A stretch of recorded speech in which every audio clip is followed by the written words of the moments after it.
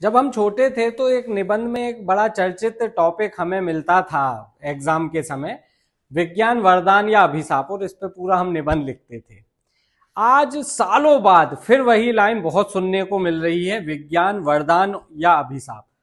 और इसका कारण है वर्ग 2 यानी माध्यमिक शिक्षक भर्ती 2024 में साइंस को लेकर जो सरकार ने पद दिए हैं, उसके कारण ये लाइन दोबारा चर्चा का विषय बन गई है।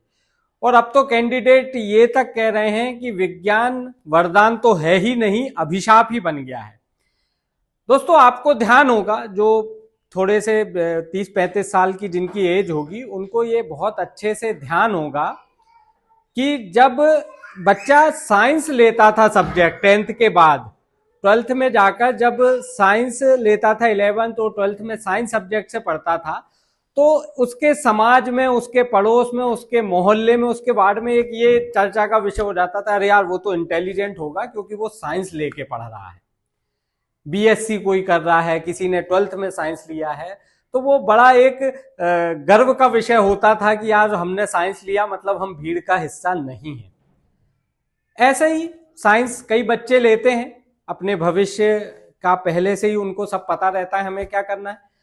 हजारों मध्य प्रदेश के ऐसे ही बच्चे थे जिन्होंने साइंस लिया और साइंस के साथ डीएड बीएड की डिग्री ये सोच के कर ली कि हम सरकारी स्कूल में पढ़ाएंगे, हम टीचर बनेंगे और इसके लिए हम कड़ी मेहनत करके एग्जाम पास करेंगे। तकरीबन 2 साल पहले माध्यमिक शिक्षक भर्ती की पात्रता परीक्षा होती है, एक एलिजिबिलिटी टेस्ट होता है, टीटी होता है, जिससे सरकार विभाग ये करने की कोशिश करती है कि आप इसके लिए एलिजिबल हो कि नहीं। लाखों बच्चे फॉर्म भरते हैं, तकरीबन 60,000 से अधिक बच्चे जो साइंस सब्जेक्ट से हैं वो इसमें क्वालिफाई कर जाते हैं। मतलब अब जब तक वो उम्र के उस पड़ाव पर नहीं पहुंच जाते, जब तक कि भर्ती में वो शामिल ना हो पाए, तब तक अब वो एलिजिबल है भर्ती देने के लिए। अब जब टेस्ट होता है तो जाहिर सी बात है, आपने पात्रता परीक्षा ली तो मन में आता ही है, 2 साल 3 साल जब भी आप भर्ती निकालोगे, बच्चों ने कड़ी मेहनत करना शुरू करी, दिन एक रात लगाए कि यार हम पद आएंगे, हम जो है चयन परीक्षा देंगे, सिलेक्शन टेस्ट देंगे और हमें टीचर बनना है। मेहनत करी, लेकिन इस मेहनत पे पानी तब फिर जाता है जब 14 पद ही मात्र विज्ञापन में आते हैं विज्ञान विषय में। अब इन 14 में से 50% आरक्षण अतिथि शिक्षकों को मिल गया है, तो 14 में से 7 पद तो आप हटा दो, वो तो अतिथि के लिए रिजर्व है। अब बचे 7 पद। इन 7 पद में आप ये समझिए, एससी का एक अपना रिजर्वेशन है, एसटी का रिजर्वेशन है, ओबीसी का रिजर्वेशन है, ईडब्ल्यूएस का रिजर्वेशन है, महिलाओं को 50% आपको देना है, भूतपूर्व सैनिक और दिव्यांगों का रिजर्वेशन है।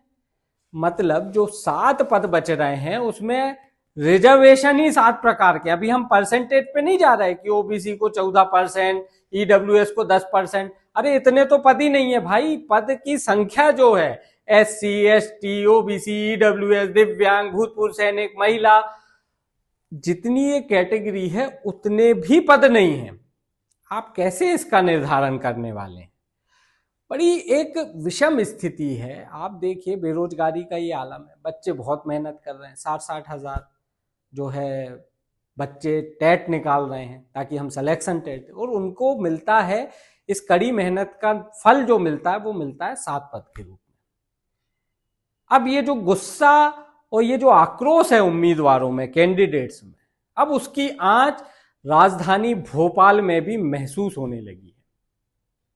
22 जनवरी को कुछ कैंडिडेट भोपाल आए, कुछ डीपीआई यानी लोक शिक्षण संचालनालय पहुंचे, तो कुछ पहुंचे मंत्रालय। और मुद्दा बस एक कि इस पद को बढ़ाया जाए, भर्ती में पद वृद्धि हो। वैसे तो पद वृद्धि की सभी विषयों में जरूरत है, उर्दू के हम हाल देख रहे हैं क्या हालात है, और भी विषय हैं, पद बहुत कम है, 7,929, उसमें भी कुछ बैकलॉग हो गई होगा। तो पद तो सभी में बढ़ाने, लेकिन विज्ञान विषय को लेकर स्थिति तो बेहद विस्फोटक और चिंताजनक है। जो उम्मीदवार भोपाल आए उन्होंने ज्ञापन दिए हैं, आवक जावक में अधिकारियों से मिले हैं, नेताओं से मिले हैं, दरखास्त की है आप पद बढ़ाइए। अन्याय हुआ है इसमें कोई दो मत नहीं, भले ही कोई अधिकारी पद बढ़ाने पर ऑन कैमरा या आपके सामने बोले या नहीं बोले, लेकिन ये उसका मन भी जानता है कि यार ये गलत हुआ है, ऐसा तो नहीं हो सकता। खैर, अब कैंडिडेट्स जो हैं उन्होंने एक चेतावनी देते हुए ये ज्ञापन दिया है, और चेतावनी ये कि यदि आपने हमारी मांगों को पूरा नहीं किया, इस मांग की दिशा में कोई कदम नहीं उठाए, तो 2 से 3 दिन बाद विज्ञान संबंधित जो कैंडिडेट है प्रदेश भर के, वो एक बड़ा प्रोटेस्ट यहां करने वाले हैं। क्या कुछ कहा कैंडिडेट्स ने, पहले वो सुन लीजिए। आज हम डीपीआई में उपस्थित हुए हैं, सभी हमारे जो भी विज्ञान के साथी हैं और कुछ साथी हमारे अभी चले गए हैं।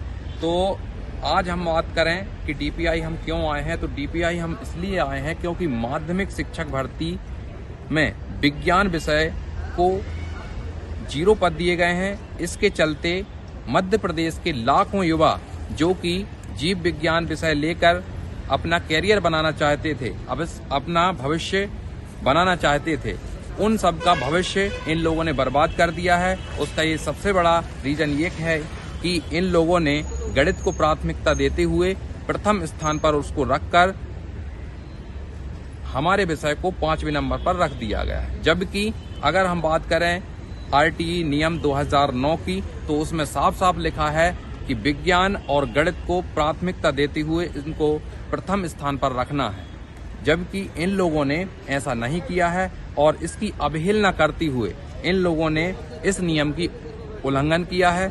इसलिए हम आज डीपीआई मैडम को ये आवेदन देने आए हैं, ज्ञापन देने आए हैं कि जल्द से जल्द हमारी समस्याओं का निराकरण किया जाए, नहीं तो आने वाले दिनों में हम एक बड़ा धरना प्रदर्शन करने वाले हैं। वैसे तो बोला जाता है कि विज्ञान एक वरदान है, लेकिन जो डीपीआई ने नोटिफिकेशन जारी किया है उसमें साफ साफ बता दिया है कि विज्ञान एक वरदान नहीं, एक अभिशाप है।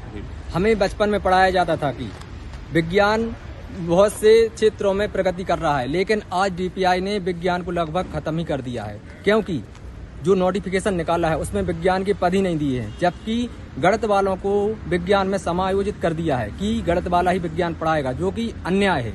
क्योंकि गणित विषय वाला व्यक्ति गणित ही पढ़ा सकता है, विज्ञान को एक्सप्लेन नहीं कर सकता। इसलिए हम लोग यहाँ पर डीपीआई आए हैं ताकि ज्ञापन दे सकें कि अगर हमारी मांगें पूरी नहीं होती हैं, विज्ञान पद नहीं निकाले जाते हैं, तो आने वाले 2 दिनों के अंदर हम लोग बहुत बड़ा धरना प्रदर्शन यहाँ भोपाल में डीपीआई के सामने करने वाले हैं। इसके लिए सरकार से निवेदन है कि हम लोगों की मांगों को माने और जल्दी कुछ अच्छा निर्णय लें। कैंडिडेट्स यहाँ पर स्पष्ट कह रहे हैं कि उनके साथ अन्याय हुआ है, सरकार को पद बढ़ाना चाहिए विज्ञान विषय में, और यदि ये पद नहीं बढ़ाए जाते हैं तो 2 दिनों के अंदर, 2 या 3 दिन जो भी डेट डिसाइड होगी, उसमें एक बड़ा प्रोटेस्ट भोपाल की सड़कों पर होगा। और ये प्रोटेस्ट इसलिए कि उनको उनके हक के जो पद हैं कम से कम इतना तो मिले। आप सोचिए, वो कोई भीख नहीं मांग रहे, वो ये नहीं कह रहे कि आप हमने विज्ञान विषय से टेट निकाल लिया, आप सीधे भर्ती कर दो। यार उनकी मांग क्या है, वो सिर्फ इतना कह रहे हैं एक मौका तो दो, हमें अपनी योग्यता दिखाने का, साबित करने का एक मौका तो दो। इसके अलावा वो क्या मांग रहे हैं? भाई 7 पद हैं, हजारों पद खाली, इसको कोई नहीं झुठला सकता। कुछ पद निकालिए, विज्ञान विषय में भी दे दीजिए। जहां 7,929 आप भर्ती कर रहे हो, यदि यही भर्ती 10,000 11,000 हो जाएगी, किसको तकलीफ है? किसको तकलीफ है? मुझे नहीं लगता किसी को तकलीफ है, और एक सिस्टम में सुधार हो जाएगा। सिर्फ इतना ही चाहते हैं कि आप उन्हें बस विज्ञान विषय के जो कैंडिडेट्स हैं उन्हें मौका दे दें अपनी योग्यता दिखाने का। वो चयन परीक्षा देंगे, मेरिट में आएंगे, जो मेरिट में आए उनको नौकरी दीजिए। लेकिन आप खुद सोचिए, 7 पद यानी क्या करे आदमी जिसने विज्ञान विषय को लेकर 2 साल से मेहनत करके दिन रात करके पढ़ाई कर रहा है, वो क्या करे? ऐसा बहुत, यदि गंभीरता सोचा, बहुत गंभीर विषय है। कुछ कैंडिडेट्स जबलपुर हाईकोर्ट की ओर भी रुख कर रहे हैं। 2 मोर्चों पर ये लड़ाई लड़ी जाएगी, ऐसा कैंडिडेट ने फैसला किया है।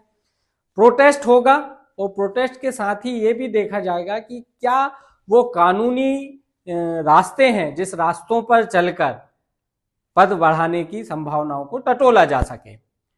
दोस्तों, ये वीडियो यदि आपको कुछ जानकारी दे रहा है, ऐसा लग रहा है कि आपके काम का है, तो वर्ग 2 से जुड़े जो कैंडिडेट हैं उन्हें ज़्यादा से ज़्यादा शेयर कीजिए। और अब तक यदि आपने हमारा YouTube चैनल बेबाक बात सब्सक्राइब नहीं किया है तो वो ज़रूर कर लीजिए, ताकि ऐसे ही कंटेंट, आपसे जुड़े कंटेंट आपको सबसे तेजी से मिलते रहें। मुझे दीजिएगा इजाज़त, जल्द एक ऐसे ही वीडियो के साथ दोबारा हाजिर होऊंगा। तब तक के लिए धन्यवाद।